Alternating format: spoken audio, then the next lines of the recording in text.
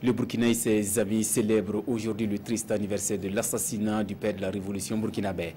Le mémorial Thomas Sankara prend lentement forme. Il s'agit d'une statue géante en cours de réalisation pour perpétuer les œuvres de l'homme et de ses compagnons tombés le 15 octobre 1987 au Conseil de l'Entente ici à Ouagadougou. En attendant que la lumière soit faite sur cet assassinat, c'est une victoire d'étape pour les sankaristes. Jean-Eudes Bayala, Oumar Zombré. 3 parpaings posés, c'est l'aboutissement d'un combat qui aura duré plus de 30 ans.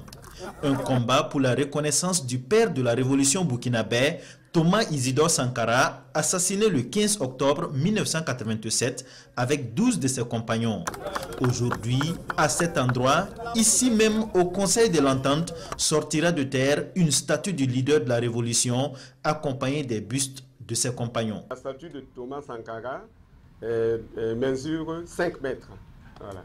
Donc le béton sur lequel il sera installé aura une hauteur de 3 mètres, proportionnellement calculé pour qu'il soit intégré dans le plan final du mémorial.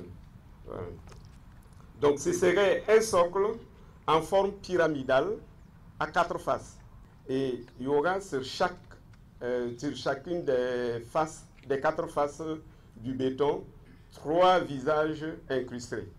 Après moult tentatives de jeter aux oubliettes ce pan de l'histoire du Burkina Faso, aujourd'hui, tel un phénix, Thomas Sankara renaît de ses cendres et pour l'éternité.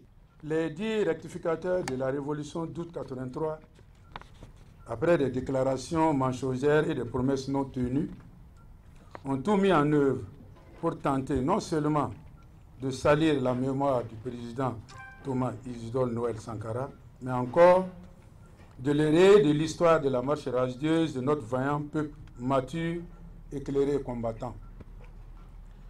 La suite des événements est assez éloquente.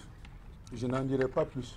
L'activité de ce matin qui nous réunit est la preuve que Thomas Sankara n'est pas mort. Mesdames et messieurs, vous remarquerez que c'est avec beaucoup d'émotion et de responsabilité que j'entends procéder ce matin à la pose de la première pierre du mémorial Thomas Sankara, traduisant ainsi l'engagement du gouvernement à la réalisation de cet ouvrage. Pour l'avocat de la famille, Maître Benouende Sankara, ce mémorial est une victoire importante avant la grande, celle de la tenue du procès des assassins du leader charismatique.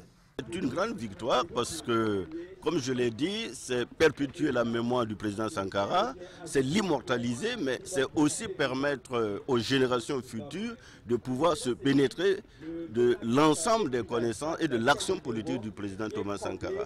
Et comme il fallait s'y attendre, à l'entame de cette cérémonie, l'ensemble des participants ont entonné l'hymne national.